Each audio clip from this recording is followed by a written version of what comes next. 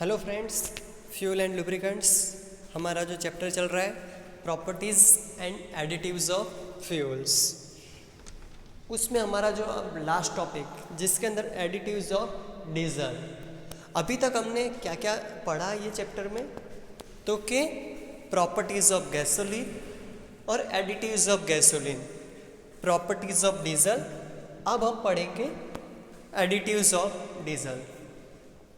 जो हमने अभी तक पढ़ा उसके अंदर क्या था, तो कि प्रॉपर्टीज़ ऑफ गैसोलीन, यानी कि गैसोलीन कैसा होना चाहिए हमारे ऑटोमोबाइल व्हीकल्स के लिए, और उसके अंदर कौन से एडिटिव्स डालने चाहिए।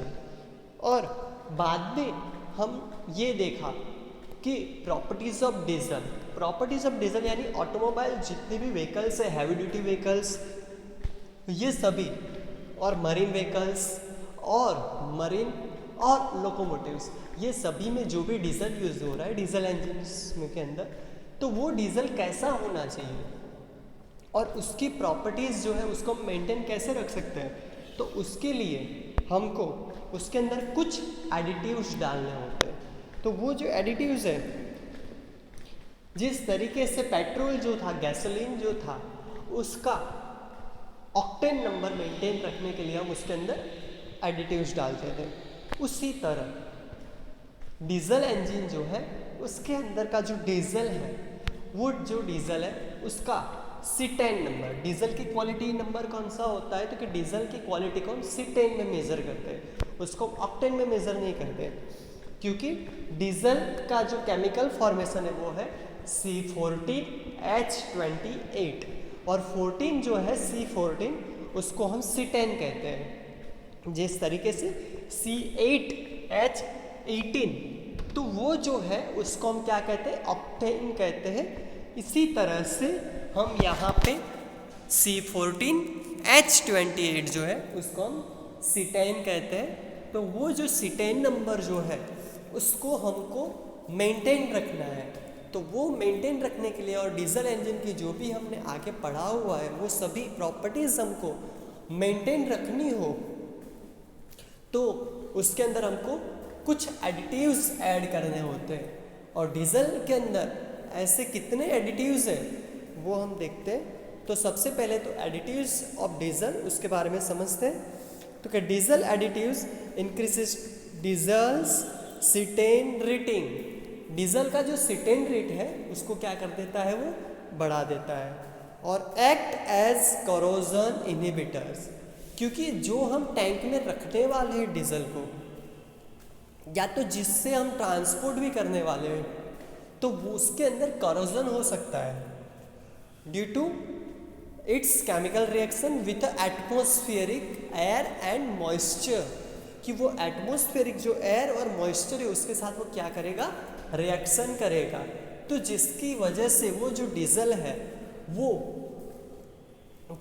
टैंक या एनी काइंड ऑफ रिजर्वियर जो भी है जिसके अंदर हम डीजल को भरते हैं, स्टोर करते हैं, उसके अंदर करोजन होने के चांसेस है।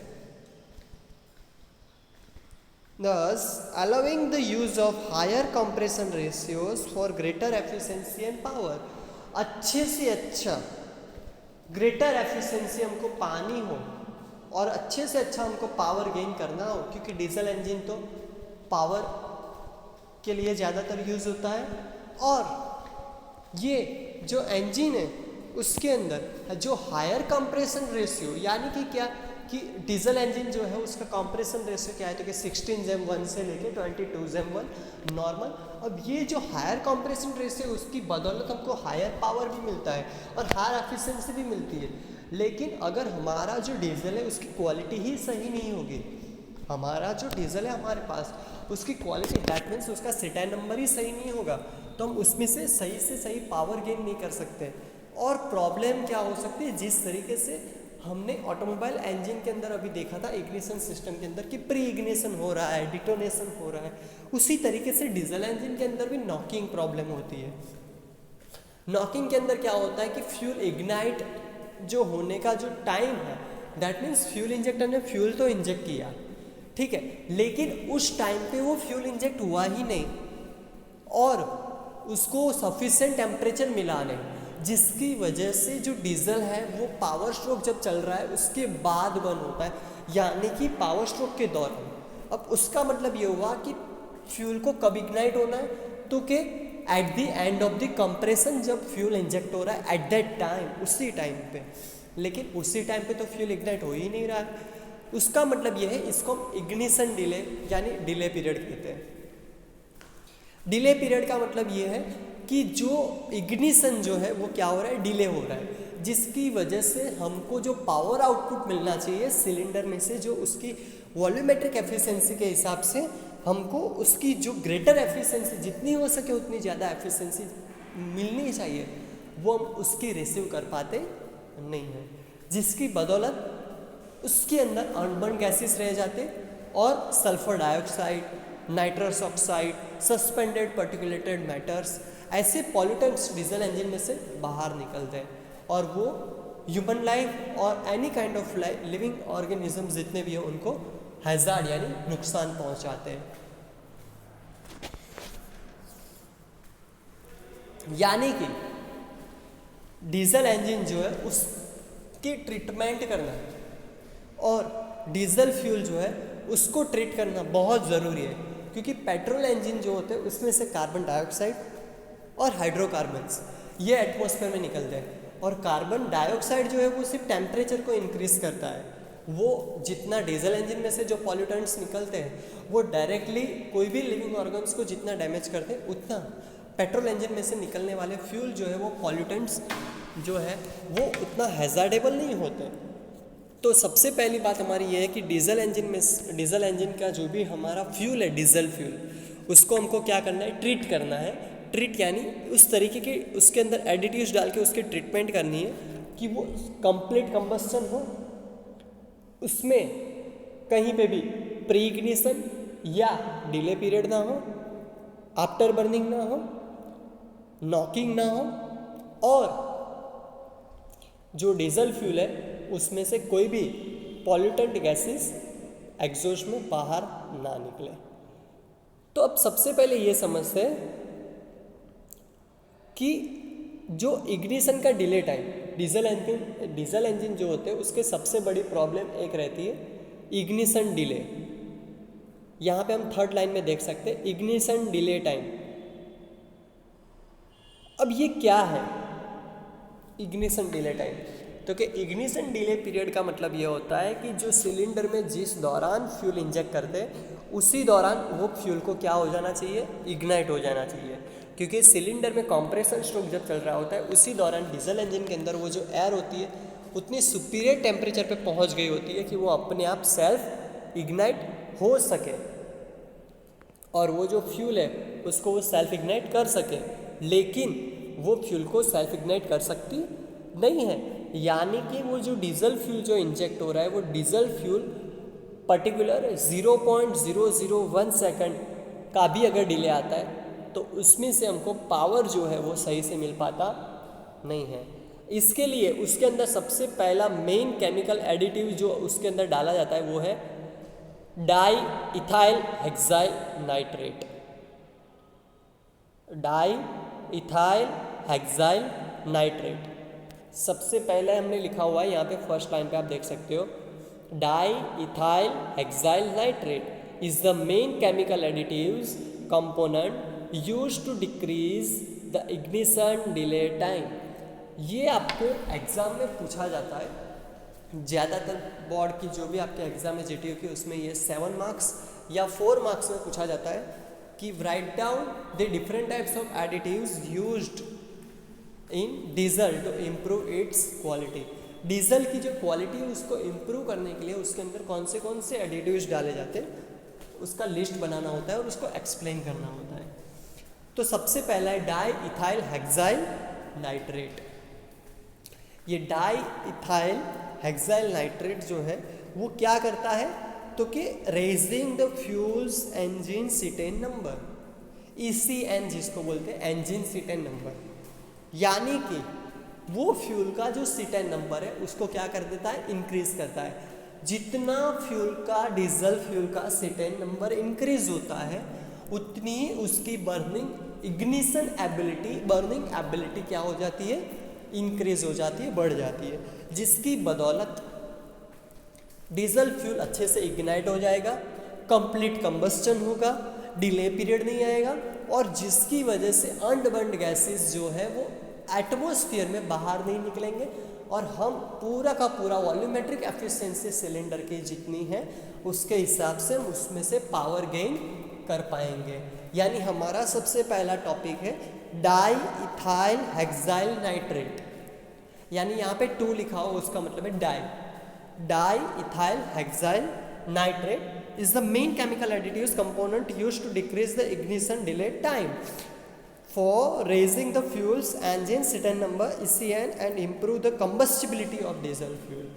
यानी वो क्या कर देता है, इंजन की जो कंबस्टिबिलिटी जो है डीजल फ्यूल की उसको क्या कर देता है, बढ़ा देता है। यहाँ पे डीजल के अंदर एडिटिव्स डाले जा रहे हैं, आप देख रहे हो। अब सबसे पहले दूसरे बहुत सारे डीजल फ्यूल जो है उसके अंदर बहुत सारे एडिटिव्स डालने होते हैं उसके सिटर नंबर को मेंटेन करने के लिए। गैसोलीन में बहुत कम थे कि कॉरोजन इनहिबिटर्स था, गम कंटेंट के लिए था, वो सब थे। हाँ, वो डीजल के लिए भी होते हैं, लेकिन डीजल फ्यूल जो है उसके लिए और भी एक्स्ट्रा ऑर्डिनरी बहुत सारे ऐसे एडिटिव्स होते हैं जो उसको रखने होते हैं, उसके अंदर डालने होते हैं। सबसे पहला है लो टेम्परेचर ऑपरेबिलिटी एडिटिव्स। अब सबसे पहले हमारी ये चीज़ है कि डीजल फ्यूल जो है, डीजल इंजन जो है उसके अंदर स्पार्क प्लग्स नहीं होते हैं। तो अब एक चीज़ है कि कोल्ड स्टार्टिंग, ये भी एक इंजन की प्रॉब्लम है।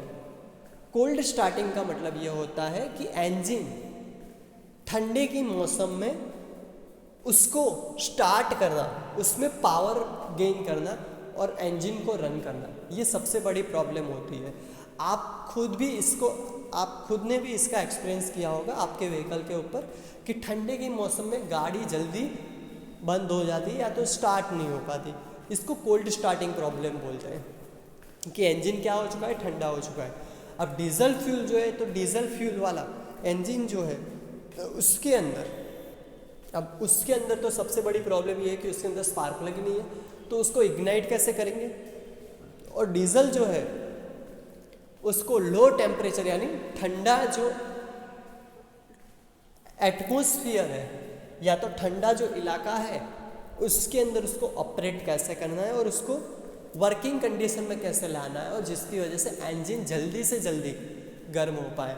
इसलिए आपको पता होगा कि जो डीजल यानी कि जितने भी डीजल इंजन से ऑपरेट होने वाली बस होती है, ट्रक होते हैं, है ना, उसके बाद लोकोमोटिव्स, तो आपने देखा होगा वो लोग इंजन को कंटिन्यूस चालू रखते हैं बहुत लंबे टाइम तक। क्यों? क्योंकि वो गर्म हो जाए। अगर उसको बंद कर देंगे और उसको 10 मिनट भी मिली तो वो वापस क्या हो जाएगा, कूल डाउन हो जाएगा। तो सबसे पहला है फ्लो इम्प्रूवर्स, उसका पहला एडिटिव है फ्लो इम्प्रूवर। फ्लो इम्प्रूवर का मतलब ऐसा है कि उसका जो डीजल का फ्लो हो रहा है, जिस तरीके से पानी है, या आप सर्फ के अंदर अगर कोको प्योर का ऑयल डालते हो यानी कोको प्योर यानी नारियल का तेल, तो वो आपने देखा होगा ठंडी की मौसम में जम जाता है। उसी तरीके से जैसे ये ठंडी आती है तो ये डीजल फ्यूल भी क्या हो जाता है, थोड़ा जम जाता है, जिसकी वजह से उसकी जो फ्लो इंटेंसिटी है वो सही से रह पाती नहीं है, जिसकी वजह से वो डीजल की जो जितनी भी फ्यूल कैलोरीज होती है उसमें से वो सही से पास हो पाएगा नहीं, और उसके अंदर वो क्या हो जाएगा, जम जाएगा। दूसरा है wax anti setting additives. Wax anti setting additives यानी क्या, तो कि उसका मतलब ये है कि उसके अंदर चिपचिपापन क्रिएट नहीं होना चाहिए, वैक्स कंटेंट क्रिएट नहीं होने चाहिए। जैसे हम हनी को हाथ में लेते हैं और 2 उंगलियों से उसको खींचते हैं तो आपको पता होगा उसमें वैक्स कंटेंट क्रिएट होते हैं, वैसे वैक्स कंटेंट क्रिएट ना हो उसके लिए उसके अंदर ये वैक्स एंटी सेटलिंग एडिटिव्स डाले जाते हैं। तीसरा है क्लाउड पॉइंट डिप्रेजेंट्स। क्लाउड पॉइंट यानी क्या, जिस तरीके से आपको पता हो तो कहीं पे भी फ्यूल जो है पानी के ऊपर तैर रहा हो तो वो एक क्लाउडी शेप में आ जाता है, आपने देखा होगा, और वो जो है थोड़ा जम जाता है, जिसको भी हम क्लाउड पॉइंट कहते हैं, क्लाउड स्टेज कहते हैं। तो वो क्लाउड पॉइंट पे ना पहुंच जाए वो फ्यूल, और जिसकी वजह से वो ठंडी की मौसम में जम ना जाए, उसके लिए क्लाउड पॉइंट डिप्रेजेंट्स। और लास्ट वाला जो है D icing additives. D icing यानी कि उसको कभी बर्फ़ ना होने दो, अगर फ्यूल जम गया तो फिर आगे प्रॉब्लम ही प्रॉब्लम है। Fuel handling additives, fuel handling का मतलब ये है कि जब हम उसको ट्रांसफॉर्म कर रहे हैं कहीं जगह से, उसको ट्रांसपोर्ट कर रहे हैं कहीं जगह से, या फिर फ्यूल टैंक के अंदर, ये तो पहले तो हमारे पास अंदर एंटी फॉर्म एडिटिव होना चाहिए। एंटी फॉर्म यानी क्या, क्योंकि उसके अंदर झाग क्रिएट नहीं होना चाहिए।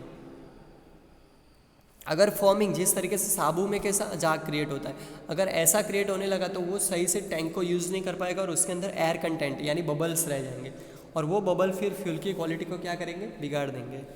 दूसरा है ड्रैग रिड्यूसिंग। ड्रैग रिड्यूसिंग यानी वो आसानी से सरक जाना चाहिए। तीसरा है स्टैटिक डिसिपेटर। स्टैटिक डिसिपेटर यानी कि एक जगह पे अगर हमने रखा है तो वो वहीं पे स्टेडी कंडीशन में सही से रहना चाहिए। और लास्ट है बायोसाइड्स। बायोसाइड्स बहुत इंपॉर्टेंट चीज़ होती है कि उसके अंदर कोई कीटाणु या वो ना पड़ जाए, उसके लिए भी हमको उसके अंदर ऐसे एडिटिव्स डालने पड़ते हैं कि जिसकी वजह से, क्योंकि ये क्या है तो क्या क्रूड ऑयल है। क्रूड ऑयल किस में से मिला है हमको, फॉसिल्स में से मिला है और उसमें से मिला हुआ है। अब वो जो है उसको बहुत सारे ऐसे लिविंग ऑर्गन्स जैसे बैक्टीरिया, वायरस उसको खाना बना सकते हैं उसका, तो इसलिए उसके अंदर हमको बायोसाइड्स भी डालने पड़ते हैं। फिर डीमल्सिफाइज। तो डीमल्सिफाइज का मतलब यह है कि जैसे ही उसको अंदर गोल गोल घुमाते हैं तो उसके अंदर वो बहुत ज़्यादा अंदर फॉर्मिंग या मिक्सचर वो जो है वो स्टेडी का स्टेडी रहना चाहिए। Corrosion inhibitors for fuel distribution system.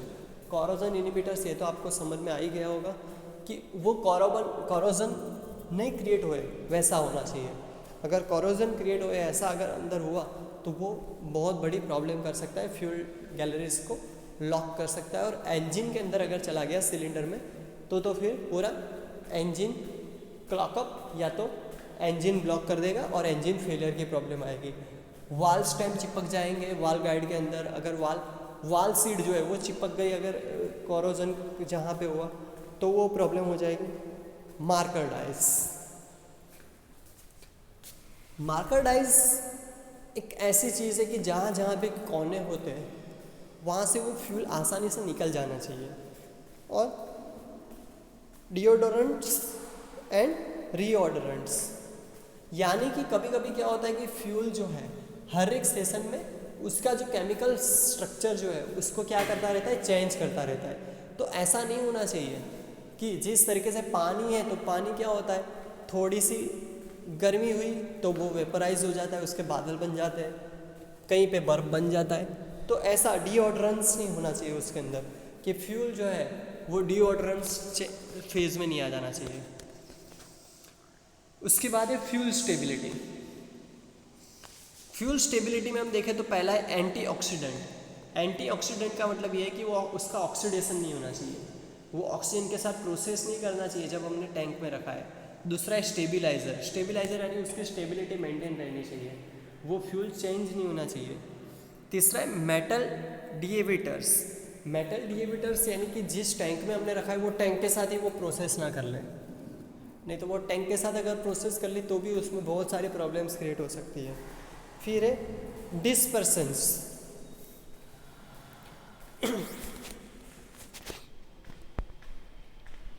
Combustion additives. Combustion additives यानी ये बहुत हमारे लिए इम्पोर्टेंट होता है कि कंबस्शन क्वालिटी जो है उसको बढ़ाने के लिए।